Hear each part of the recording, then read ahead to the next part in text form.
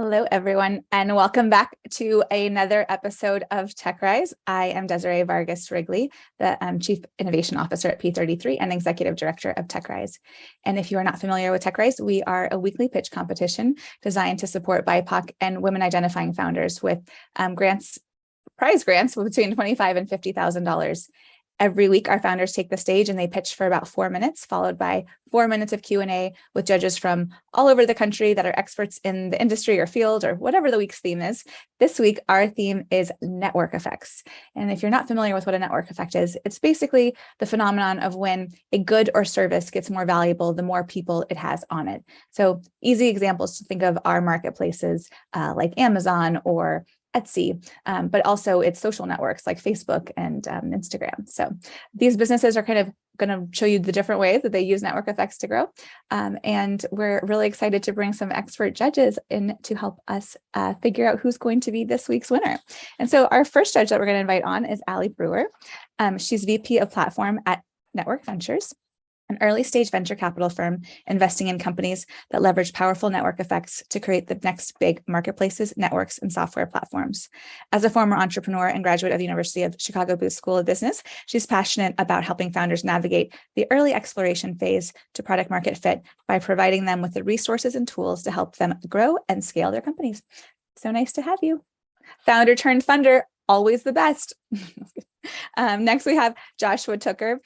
Joshua is on a mission to help create a more diverse, equitable, and inclusive economy by helping to grow and scale companies through capital allocation and strategic advisory. He's an active angel investor as a part of CommuneAngels and advises the earliest stages of companies on their capital strategy as an entrepreneur in residence at Techtown, Detroit. He's also worked in startup communities across the U.S. and has a diverse range of experiences. His expertise helps him support founders and address some of their most challenging problems. So nice to have you here, Josh. Thank you. And then our final judge is Elle Ramel, who you hopefully have seen before. She is the Chicago director of Get Cities, a city-based initiative to advance women in the tech economy.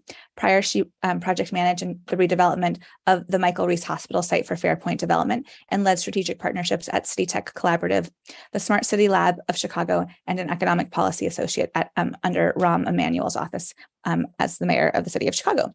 And she's worked in financial issues and economic development, including infrastructure, corporate recruitment, job growth, sustainability, food business, innovation spaces, and land use. So a generalist is going to be very helpful today in our network effects business. But this bio undersells her because she leads one of the most important groups, I think, is the Tech Equity Working Group, which is part of Get Cities. And they have been a wonderful partner of TechRise from the beginning. So Elle, it's so nice to have you back on. All right, I'm going to try to keep us on time today so we can get plenty of time for our Q&A with our founders. So we're going to jump in with our first startup, which is going to be Bluberry, and we have Saul Marchan.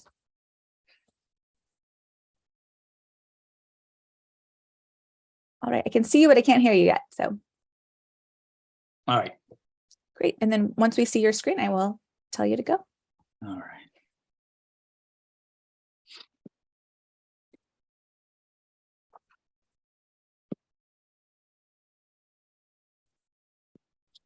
All right, can you see that? Yeah, I don't know if you want to go into presentation mode, but you're. There we go. All right, you're good to go. All right. Good afternoon, everyone. Saul Marchan, co-founder here at Bluberry.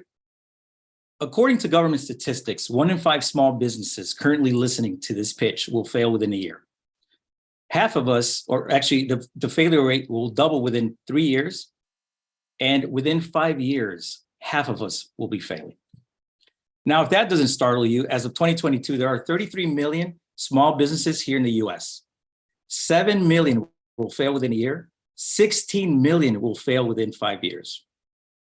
Cleaning and landscaping combined make up 2 million businesses here in the US, employing 3.7 million people. 400,000 of those businesses will fail within a year, and 1 million of us, that's half of us, will fail within a year. Now think about that. Who has that impacted in your personal life? Is it the landscaper who was mowing your lawn once a month who will no longer return? Or is it the cleaning individual going out to your weekly establishment who suddenly stopped?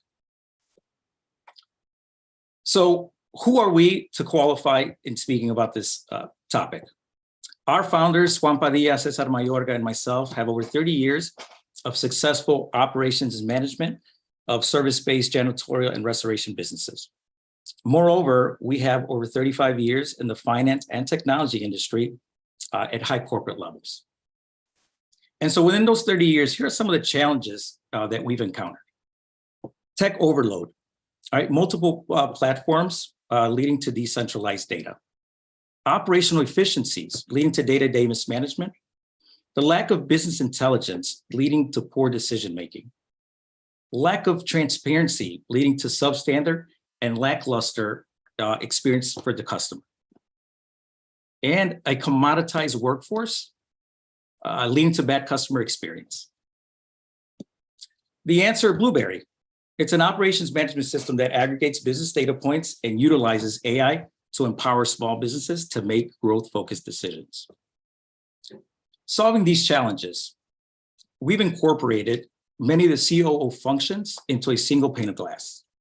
Via data aggregation, roles of the CFO controller have become more streamlined.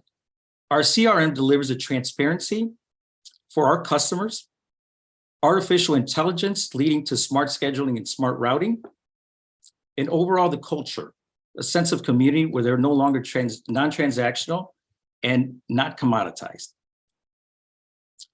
So Bluberry directly seeks to address many of the statistical reasons why businesses fail.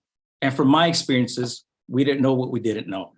So prior to Bluberry, for example, we often priced incorrectly. We failed to capture travel time. A business critical data point that is the difference between a profitable month or a loss at the end of the month. And as a result, we were running out of money. And as you can see from this chart, 40% of businesses fail because they're running out of money. And so with entrepreneurship on the rise, now more than ever, it is paramount that we deliver the proper tools that will aid in the reducing of the failure curve. With an MVP currently in market and a handful of customers, we have not only proven the concept, but are poised to continue development that will have a measurable impact on every business. So if this message resonates, we look forward to continue to empower the small businesses to succeed ultimately, flattening the failure curve. Let's ensure that landscaper, the cleaning individual, continue to make an impact in our respective industries. And as a veteran and former Marine, there's a saying, no Marine left behind. Same holds true for Bluberry. No business left behind. Thanks, everyone. Great job. So now let's invite the judges onto the stage and you can stop sharing your screen. Elle, do you mind kicking us off? So thank you so much for your presentation. Really enjoyed just hearing about your insights and someone as a primary user. I'd be interested to hear about any of your initial beta testing or market testing you've conducted and just some of the responses from potential clients. Yeah, so currently we do have an MVP and we've basically internally for our commercial cleaning business, we've been utilizing it for over a year. And so we've basically gone out to our peers and have had tremendous feedback. And the feedback was trying basically, how do we condense multiple platforms into one, right? And so for us, that was the key component, is not only making sure that they operate efficiently out in the field, but they were also asking for an opportunity where they can send invoices and have payment processing. And so right now, that's kind of where we're looking at, is bringing on that extra functionality to ensure that we're bringing in that one single pane of glass for the client. Josh. Yeah, thank you very much for the presentation. Really enjoyed it and excited about what you're working on. Can you just talk a little bit about the use of funds, if you were to win today, how you might use them? Well, we're going to expand on development and functionality. And I think I'm going to go again regarding the payment processing, right? So at the request of the client, the biggest request or the biggest feedback we've received is, how can we start invoicing and collecting payment right away? That's the key issue right now for our clients. And so we've partnered up with Phoenix, which is another partner of ours, who basically is giving us the opportunity to not only do payment processing, but it's also an extra revenue stream for us where the percentages are a little lower And we also make, obviously, some margin on that as well. So the functionality will definitely cater to what our clients are needing. And right now, it's how do I collect my money a lot faster?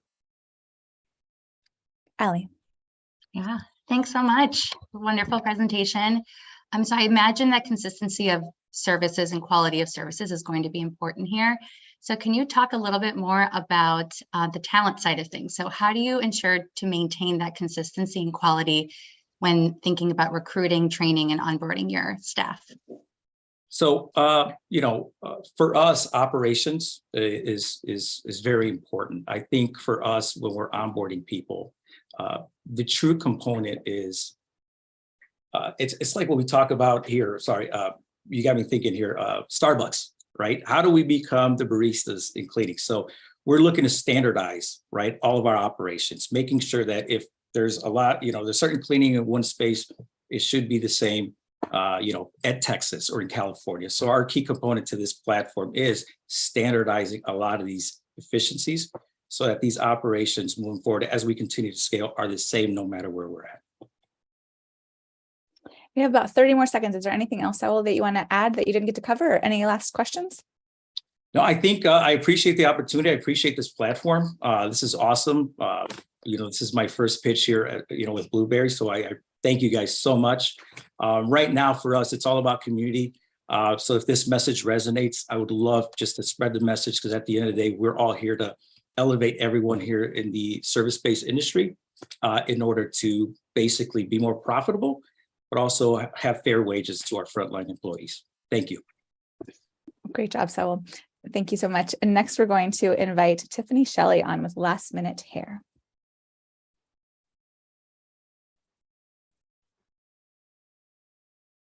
I can't hear you. That's okay. Just unplug. We can. All right. Hear me okay? Yeah. No rain. A little rain. No, you're pretty good. Just we can't see your screen yet, but looks like it's coming. Oh. Yes. I'm coming.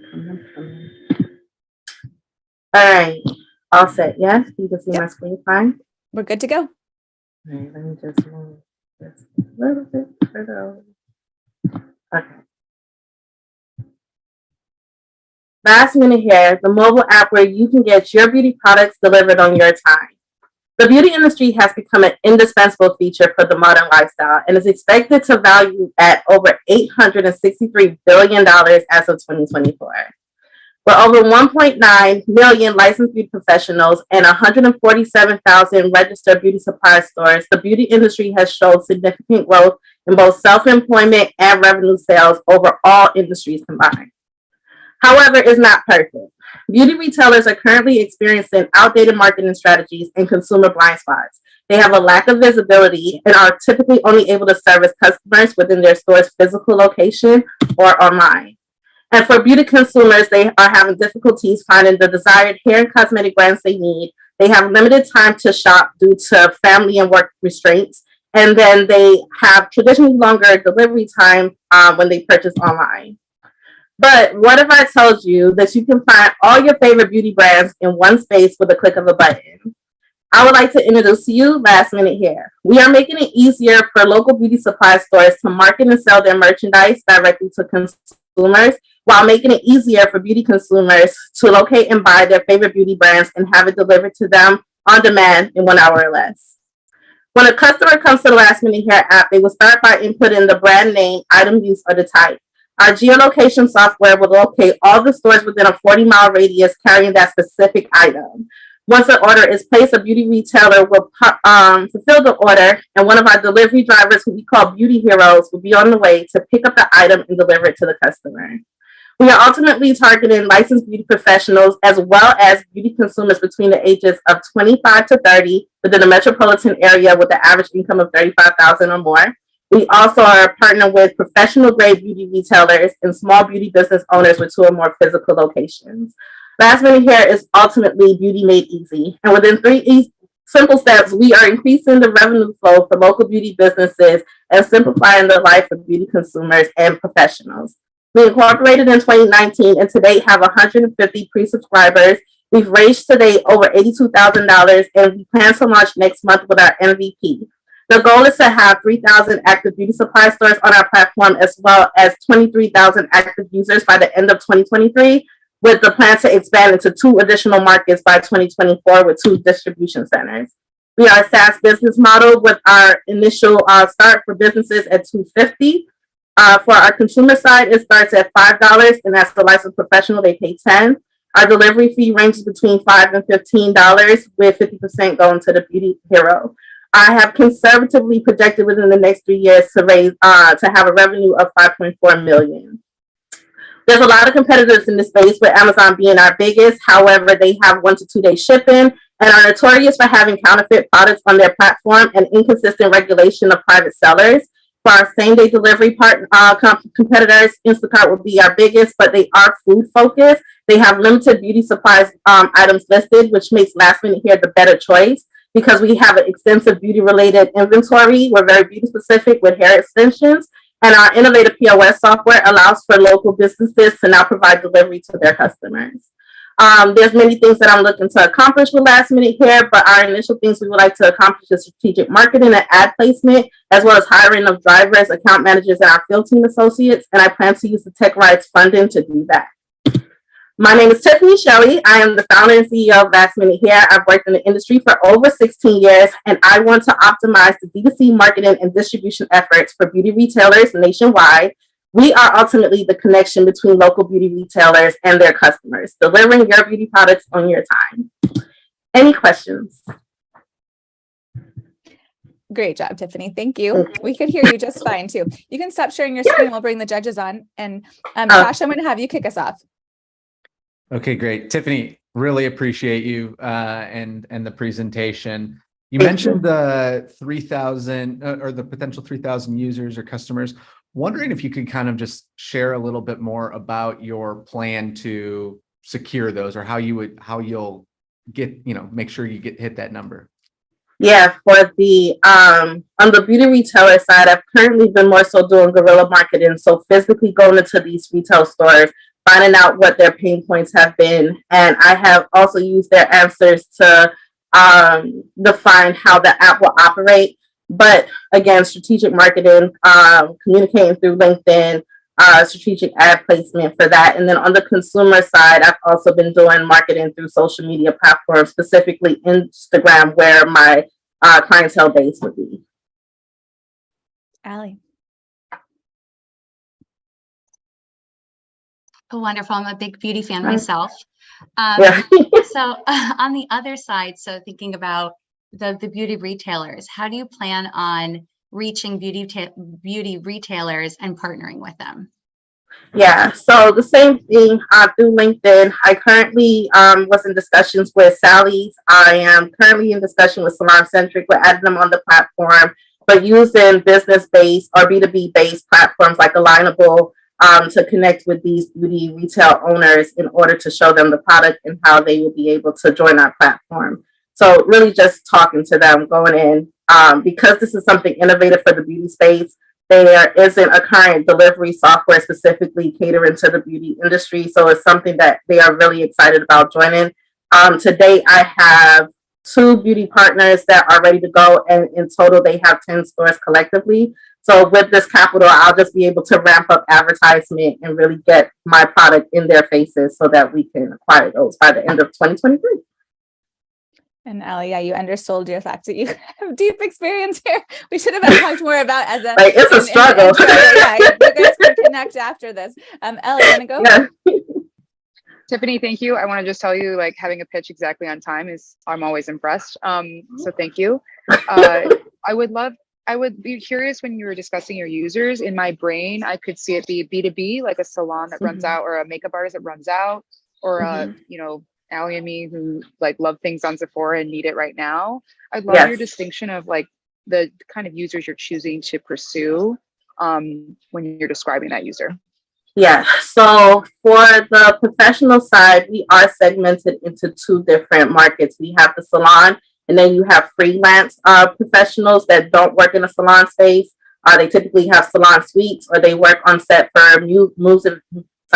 music videos, movie shoots, things of that nature. So it's split into those two categories, but it's a really simple app. It's a hybrid app, so they're able to download it from the Google or Apple Play Store, and they'll be able to just access it and put in any type of information that it is that they need. And then as far as the beauty retailers, when we partner with them and they list their inventory on our POS platform, it allows for the user to have access to all that information within a 40-mile radius. So those are the three different segments that I'm in, and how I hope I answered your question, but how I plan to obtain them or how they're broken down. And you perfectly hit 8 minutes. So Okay. you are just so punctual today. Thanks, Tiffany. Great Thank job. you. All right. And next we're going to invite Joey McCall with Law Lynx on.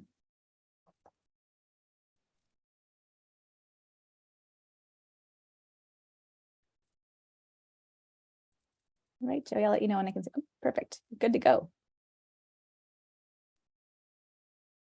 Imagine that you're not going to make it home tonight to your families because you're going to be wrongfully arrested. What app do you have on your phone right now to provide you with on-demand legal help when you need it most? Because every year, more than 1 million people don't make it home to their families because they're wrongfully arrested. And over half the time, it's due to civil rights violations, AKA Miranda's. Civil rights that are supposed to keep us safe from things like wrongful arrest. But despite how important these rights are, no one has ever created a way to document or prove when you have invoked these rights, when you've protected them. And that's why you need Law Lynx. Because the Law Lynx app helps its users by protecting their rights and connecting them to on-demand legal help. And unlike other apps, it's not just an app for the haves. Law Lynx is an app for the haves and the have-nots. Because for those that have the money for a lawyer, the Law Lynx app has an algorithm that identifies the best lawyer near the user and connects them for virtual or in-person representation. For those that don't have the money for a lawyer, the Law Lynx app has an algorithm that identifies the law enforcement jurisdiction they're in and sends a time and date stamp notice invoking their 4th, 5th, and 6th Amendment rights. And that record is saved on a distributed ledger. Now, our markets are lawyers and people who need legal help. And out of the millions of lawyers in this country, the target market we're actually going after are the 114,000 law students that are averaged annually. A third of these graduate and become licensed to practice law every year, giving us a recurring pipeline of clients. Now, out of the tens of millions of people that are pulled over by law enforcement every year, our target market are the 2.98 million underrepresented community members that are minorities that are most likely to have their civil rights violated. Now, we'll make money from these markets by charging a $9.95 annual subscription fee to our general users and a $49.95 monthly subscription fee to our lawyers. We'll reach these markets through platforms like LinkedIn, law school events, and through strategic partnerships with legal aid and other community-based organizations. And to date, our efforts have seen traction in the form of 2,000 pre-launch signups for people who are who want to be registered for the app. And although we've hit the majority of our milestones for this year, there's one milestone left remaining, which is for us to address all of the issues identified in our beta test so that we can launch. And that is exactly what we will use the TechRise funds for. Because based on our business model, our traction, and our extremely low burn rate, we're confident that we can hit our goal of 1 million users and $40 million in revenue within 3 years' time. Because when we launch, our competitors are other lawyer referral apps. And the biggest distinction between us and them is our technology. You see, their technology only facilitates legal representation. It requires a lawyer on the other end to work. Law Lynx, on the other hand, empowers its users with innovative technology that anyone can use so our users can protect their rights themselves.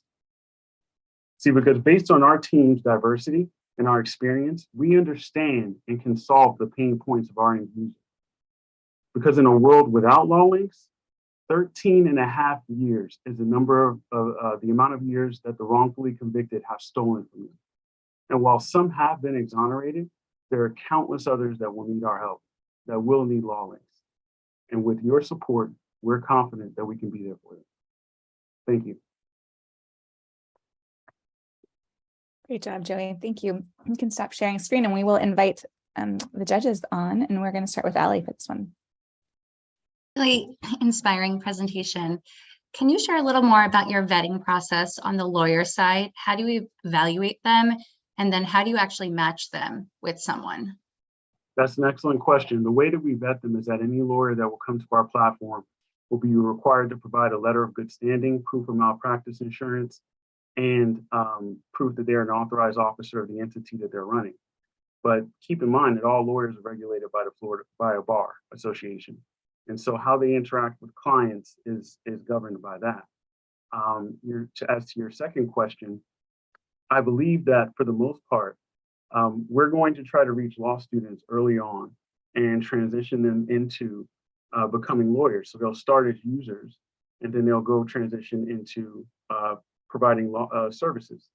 And so what happens at that point is what they'll learn is that the way that they're matched is going to be based off of years of experience, average cost rate that the user has identified, as well as the desired proximity. So for example, if you as a user, what's most important to you are lawyers that are closest to you, it'll be by proximity. If you're more concerned with years of experience, it'll be based on that. And so that's how we'll go ahead and match people and based on the questions that they answer. Oh. Thank you, Joey. I think to piggyback on Allie's question, I think you mentioned your target group was law students, but you also referenced that the bar is kind of the standard way of understanding accreditation. So I wanted to understand how you're budgeting perhaps for training and business certification in your growth path for, I would say, the law student to kind of that advisor role. Well, if I understand your question correctly, you're saying for business certification, how are we going to train law students? Or I would just love to understand the pathway to, having this individual be certified to, receive income, or I didn't know if you were providing any services adjacent to your platform. Okay, yeah, that's a good question. We've actually been in discussions with law schools to have, I'm not sure if you're familiar, but some programs like the state attorney's office have certified legal intern programs where they help to train law students in their third year as they transition out. We're in talks with a couple of law schools to go ahead and have a clinic of that type where they can learn about, identifying a call, taking a call, and kind of the process between deciding if you can handle it or if you need to refer it out to another lawyer. So, I mean, that's the training that we have envisioned. But for the most part, we do believe that based on, the bar associations, the young lawyer divisions, there's so many different associations and resources.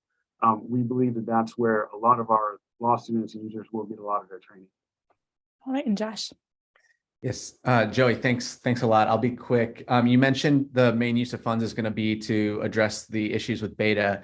What can you just talk through maybe a couple of those, or even just your highest priority issue that you'd like to address?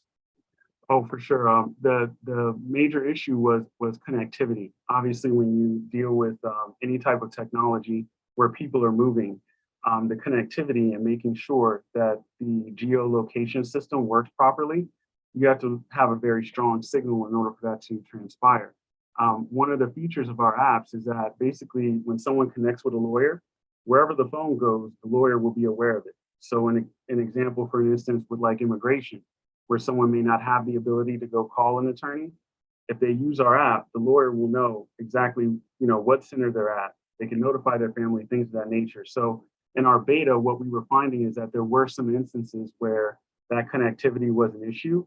And so we're working with some of those issues in our development firm and our staff to try to strengthen it so that it works better, so it does what it was intended. All right, great job. And we are at time. So good job, Joey. And next time we're going to invite Rebecca Karasik with Pi for Providers on. Hi, everybody. Let me share my screen. Looks like you're good to go. Okay, awesome. So hi there, I'm Rebecca Karasik, and I'm one of the co-founders at Pi for Providers. We're a Chicago-based nonprofit that supports childcare providers. And as you have either experienced yourself or have heard, we live in a childcare crisis today.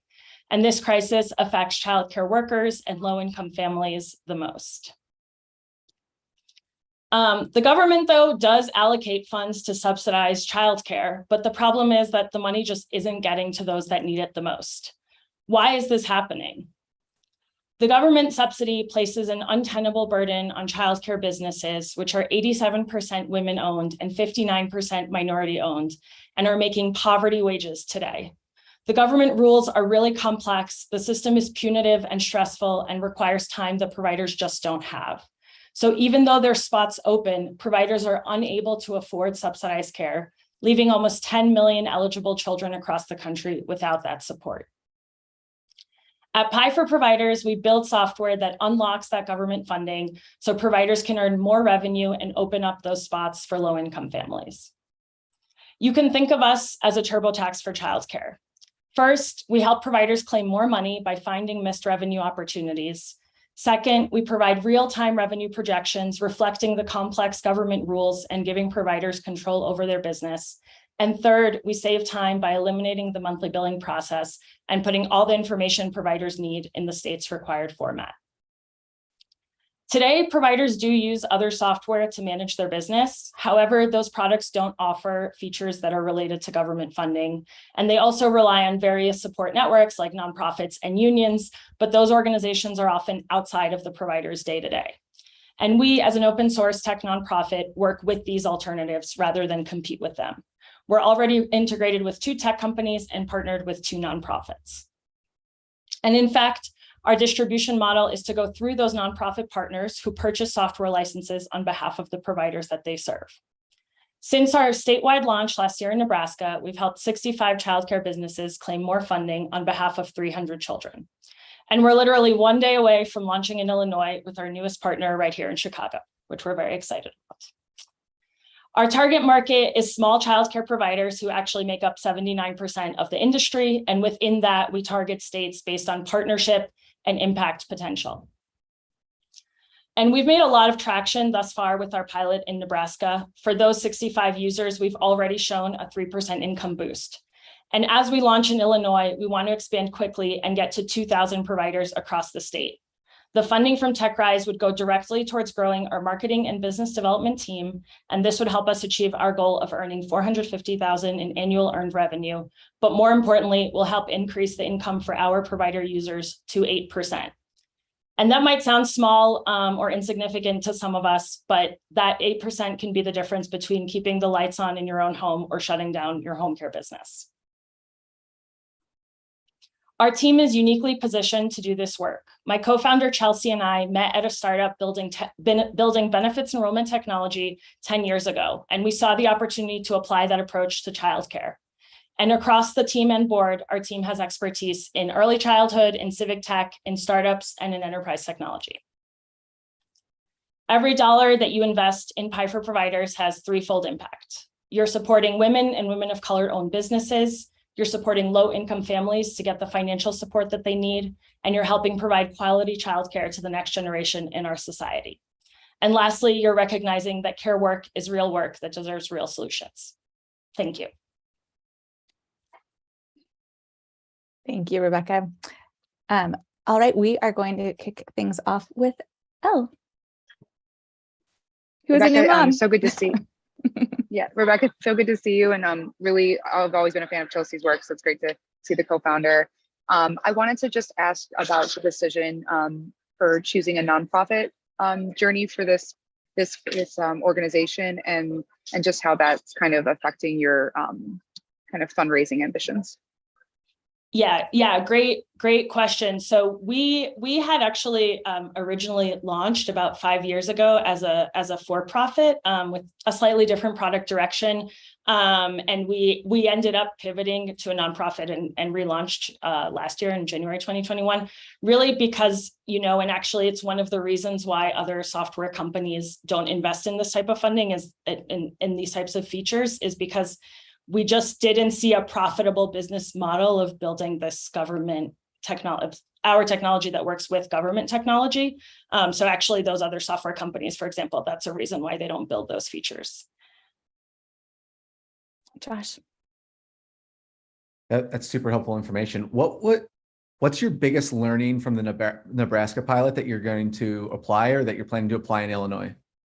Yeah, I think the biggest learning on the product side has been that third part of the TurboTax slide where we talked about the billing. We kind of thought that would be like, I don't know, a small thing, we help you submit the billing, like the e-file type of thing, but that's turned out to be like a real big value unlock, both in terms of saving time, but also like, finding those small ways to optimize revenue that actually add up a lot, and also honestly relieving a lot of stress for our users at the end of the month.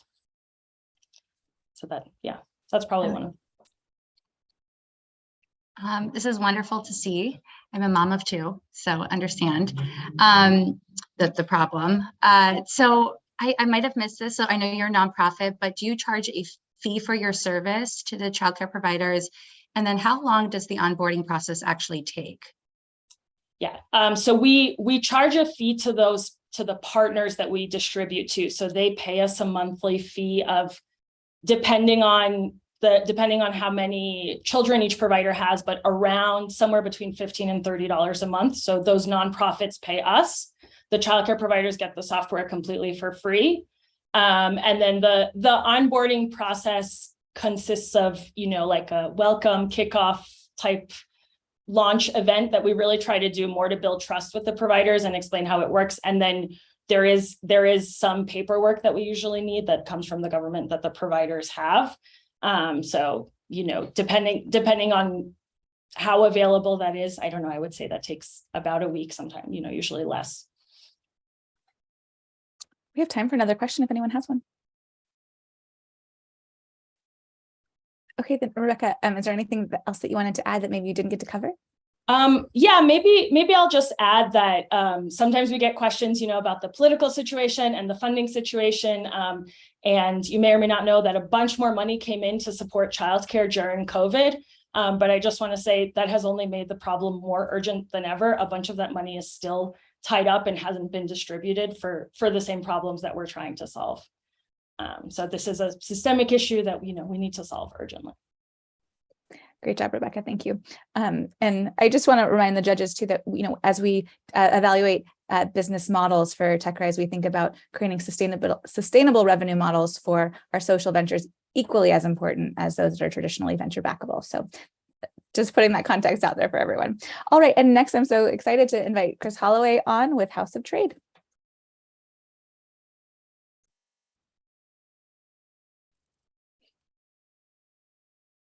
Hey, how's everybody doing? Let me just share my screen real fast.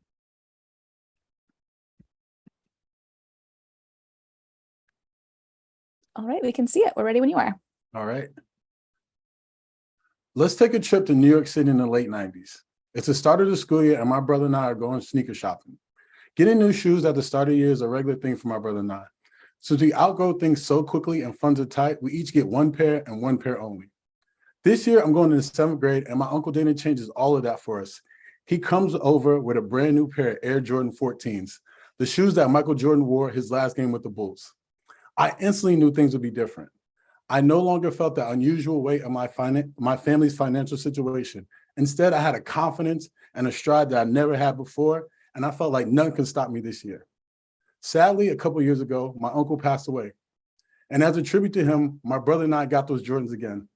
And as I opened the box, those feelings of confidence and belonging rushed back into me.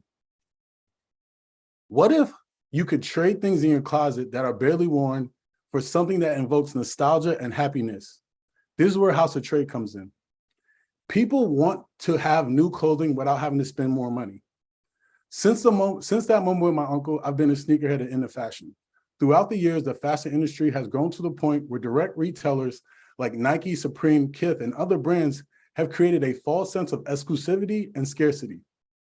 Because of this, consumers face massive inflation rates on items in the resale marketplace up to 1,000% over retail.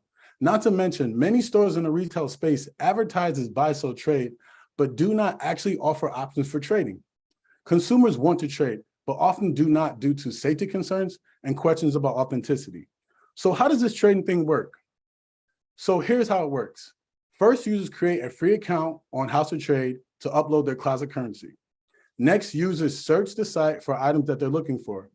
Users negotiate the terms, and then finally, once a trade is accepted, Users ship their items to House of Trade for authentication, and then they're sent out to the respective parties. So now that you know how to trade, what does the resale market actually look like? The luxury resale market sits at $26 billion right now, and will reach $107 billion by 2030.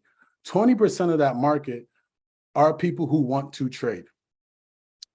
House of Trade's go-to-market strategy has been focusing on building the community and the brand through social media, partnerships, secret cleaning services, email campaigns, trade requests, and influencers. So how do we make money? We generate revenue in two ways through trading. One being a subscription-based model. Costs will be dependent on the number of trades per month and a per trade model. We will still allow buying and selling on the platform as well and charge service fees per transaction. So what does that competitive landscape look like? So we still have the eBays, we still have the StockX, we still have the Stadium Goods, but they do not offer trading. Craigslist, Facebook, and TradeBlock do offer trading, but at a cost of safety, scams, and they don't offer buying and selling. In order to keep up with the growing industry demand, we plan on using the funding to further develop our platform into a seamless user experience.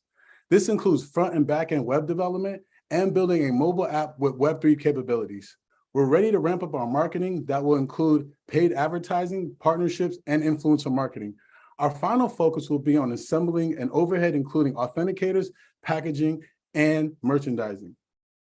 House of Trade hopes to establish a movement that will lead to a less wasteful and more green and sustainable shopping experience.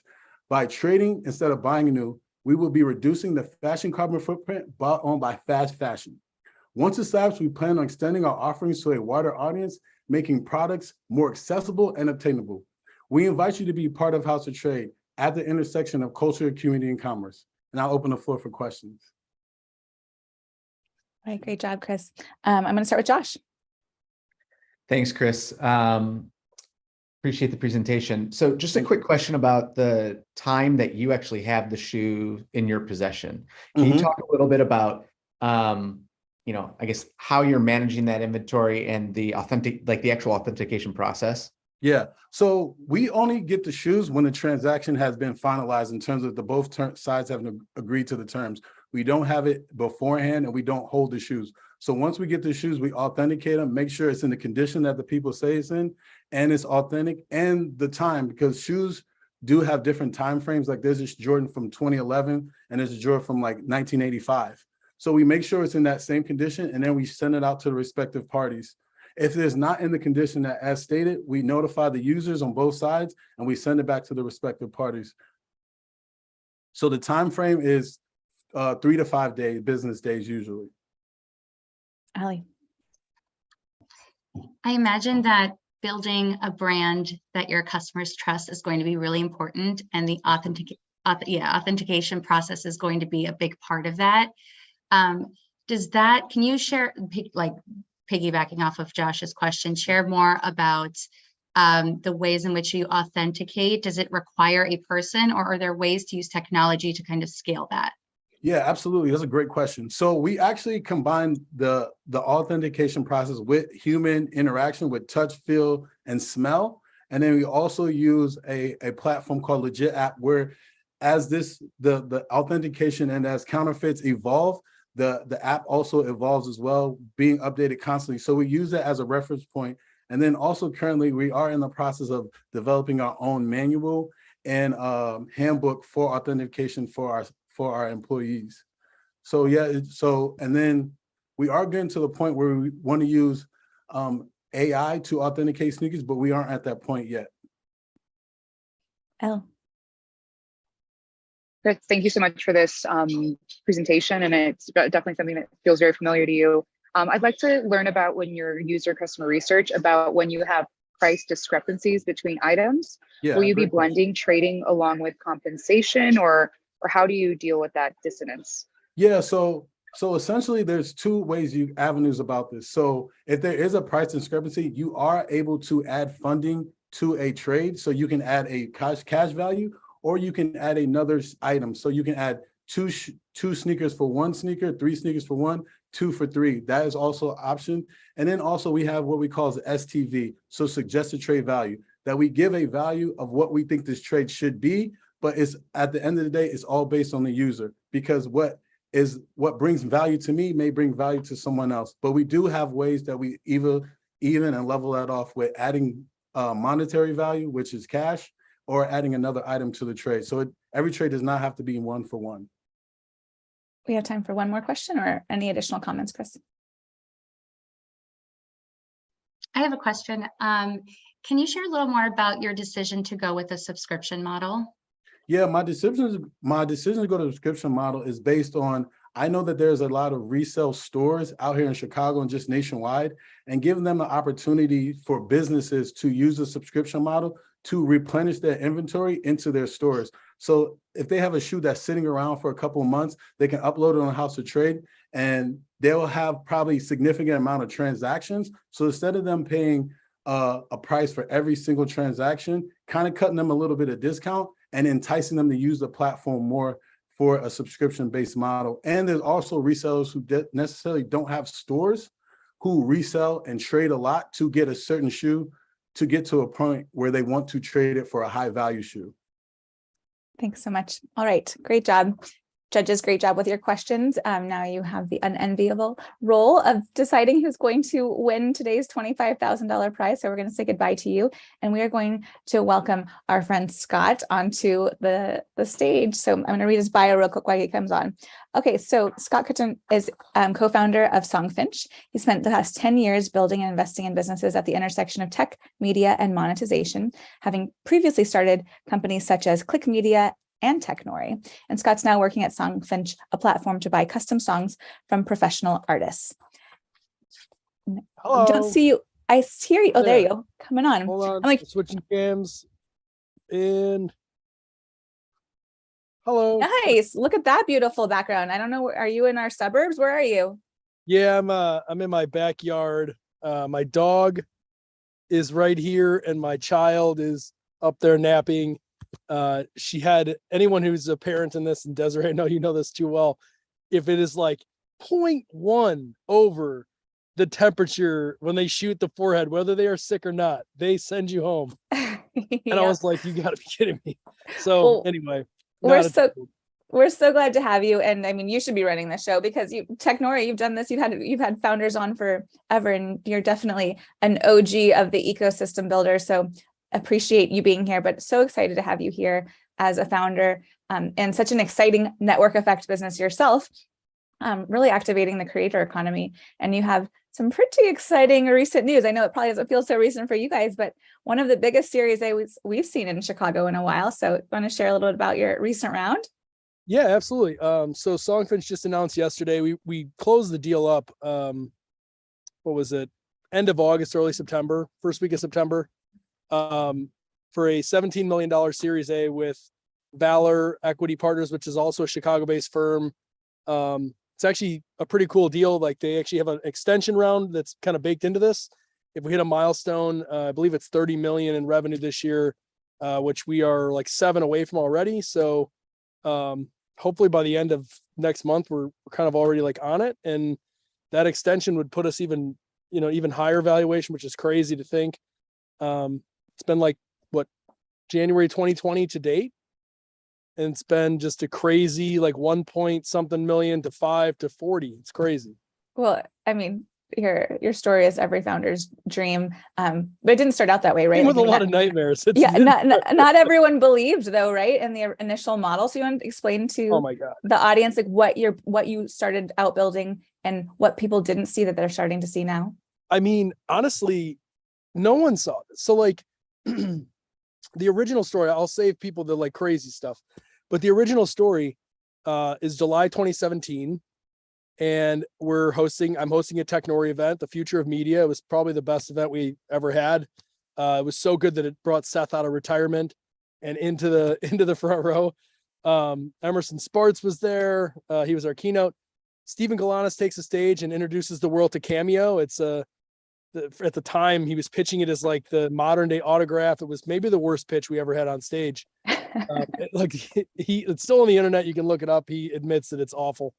And there was two brothers, John Williamson and Rob Lindquist, who were pitching this concept of Songfinch. And I thought it was just the coolest thing. It's a personalized song. guys that had a long history in the music industry. And, like, I just felt like there was something there. A couple years goes by, Cameo obviously becomes Cameo. And when I checked in with them, it was like still kind of music centric, hard to see how this becomes a creator platform for musicians. John and I spent some time together at the end of 19, early 2020, and decided to like kind of spin the vision and jump back in. And John put his agency on the side, kind of on pause. And I kind of put Technori a little bit on pause other than just hosting my podcast. And we sort of just changed the model of like, it's not just a personalized song. You're buying an emotive experience. You're buying the ability to create. You're buying the opportunity to work with an independent artist. There's just so many intrinsic things that you get out of it in addition to just the output. And so, we started pitching. I feel like my network is as good as anyone in Chicago. So I really didn't think it was going to be hard. It was impossible. Like I went to every fund you would think of in Chicago, and a lot of, "Oh, Scott, we like you," pat on the back as they pushed me out the door. They didn't believe that music was a business that could be paid out, that people could make money. The labels run it. Top 2% generates all the revenue. How are you going to change that? It's too big. So that was that. And then it was like, is there a TAM for personalized songs? Like, who really wants a song? Like, that seems weird to me.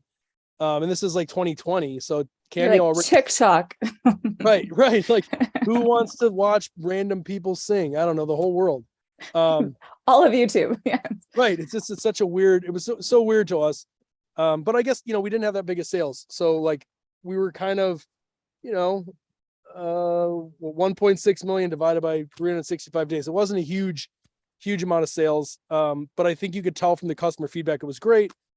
So ultimately I just went to like my founder friends and, went to Pat Vitalik, who'd sold Home Chef.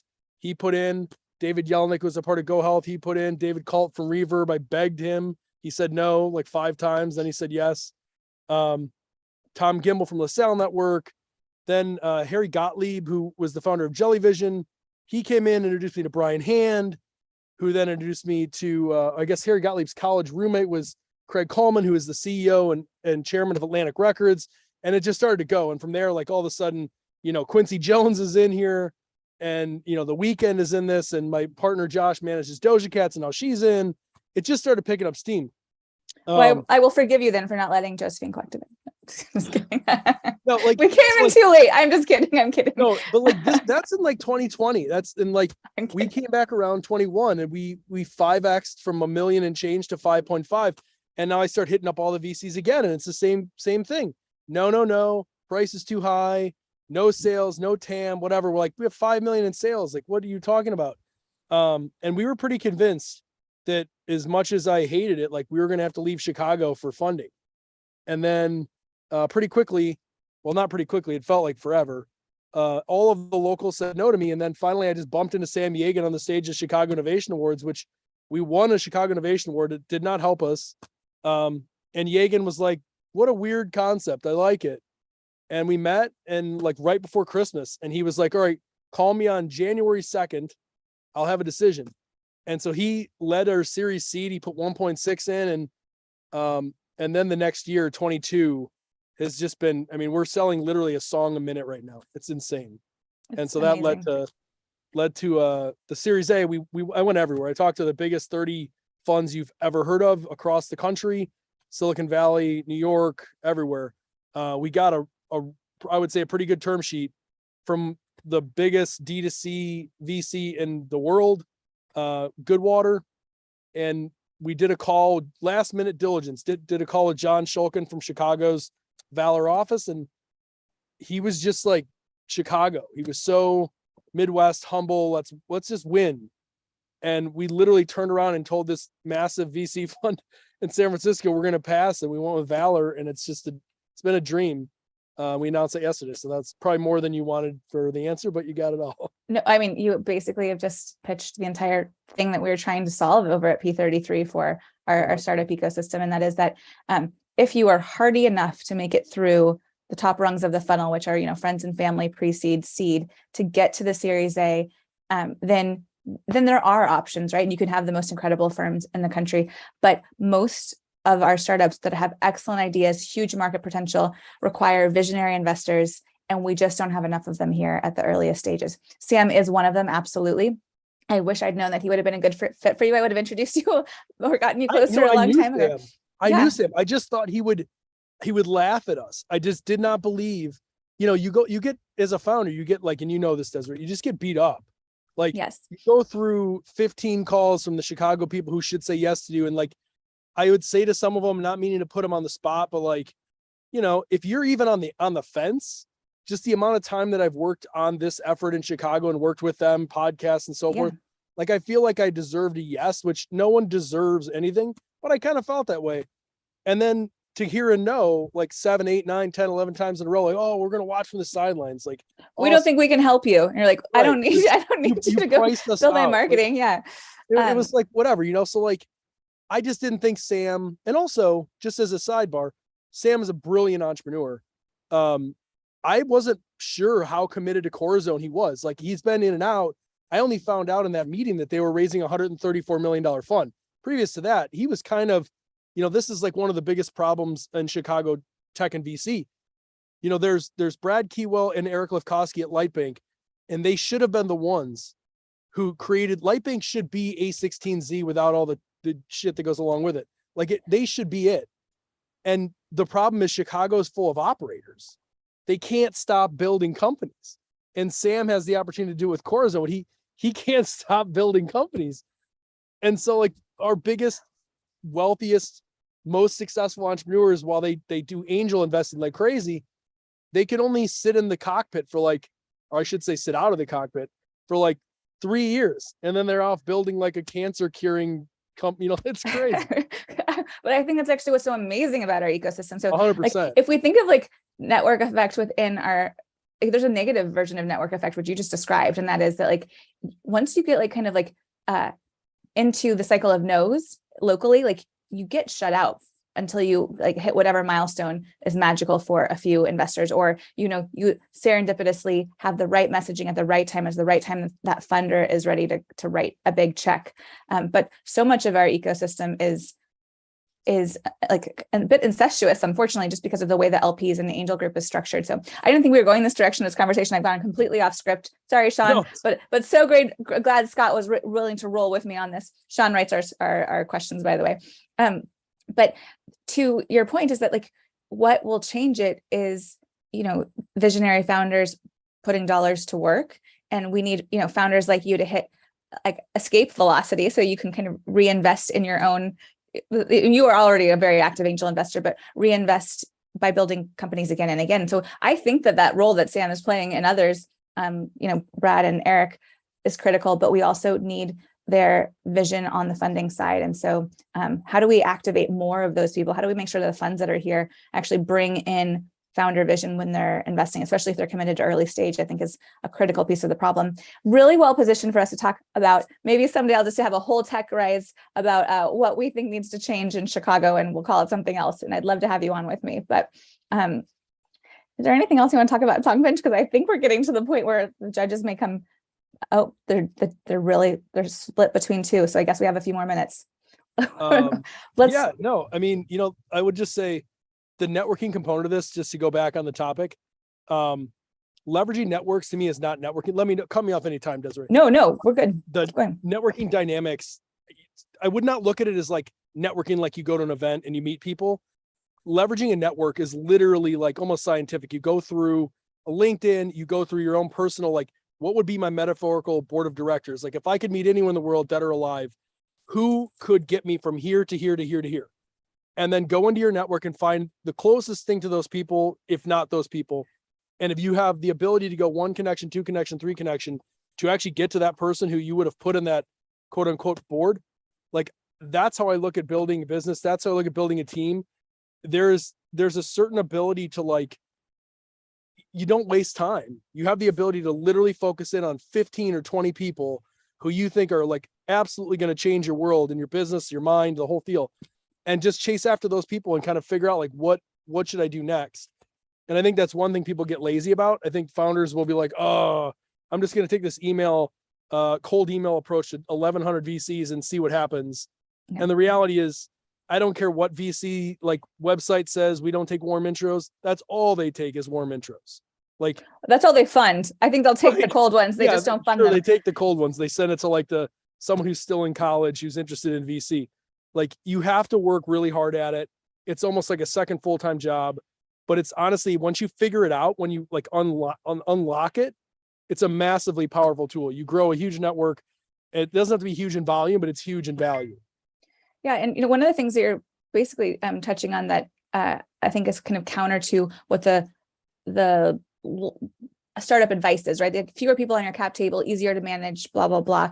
But when you are a consumer business or a B2B to C or a B2C to B, however you involve consumers, you often need so many different layers of expertise and creative funding. And so, Parachute wasn't a perfect example, but I do think that when you have more investors who were knowledgeable early on your cap table, that network of potential follow-on funders is just so much greater, because those angel investors are also accelerating their own careers as you are accelerating the business. And so their access changes as your access changes. And they also don't all have to invest.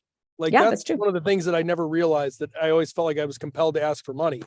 The reality is like a lot of these people were just happy to make intros. Like just the idea of like, I know that Harry Gottlieb didn't in fact invest, but he was like, before he even put money in, he was like, my roommate, he didn't even say his name. He's like, my roommate, he's really big in music. And I was like, well, that could mean anything.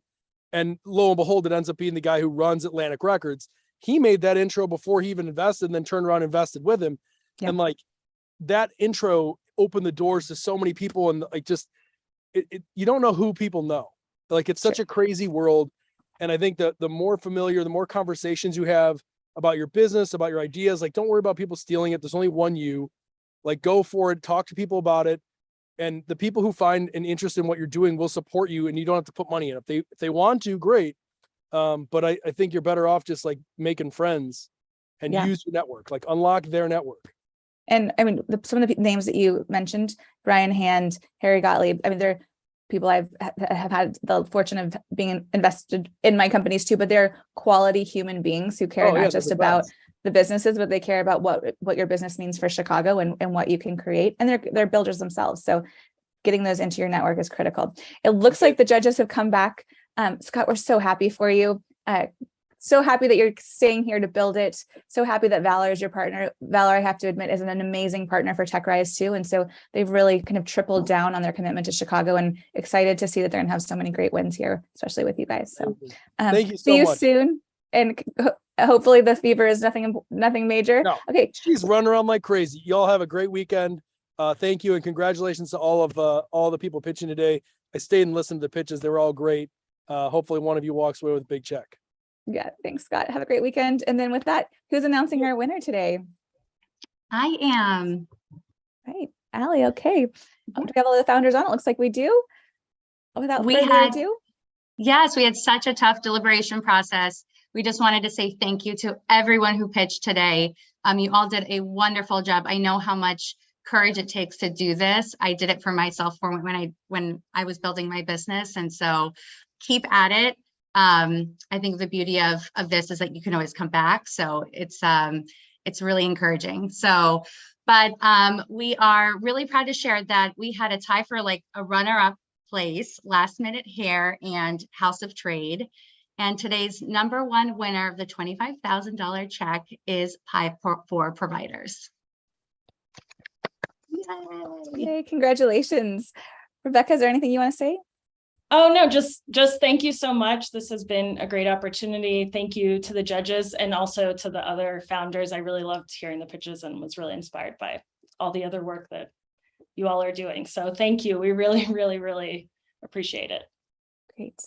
Well, congratulations to everyone. And as Allie said, and we've said before, this is not a one and done. These founders are welcome to come back on. The second placement is important because it gets them as in the running for the finale for our $100,000 prize that will be a live pitch competition on December 1st at Moonlight Studios here in Chicago. So thank you, judges, for the very, very grueling process, it sounds like, and founders, you did a wonderful job. Everyone was polished and great today, and we can't wait to support you in the other services that we provide through TechRise. And as always, Stephen from Verizon, thank you for your partnership and for making all of this possible with us. Everyone have an amazing weekend, and we will see you next week. Oh, and next week, sorry, is a special one. It's the future of supply chain and logistics, and that will be a live pitch competition from the Chicago Venture Summit. So very exciting week too. Have a great one. Thank you.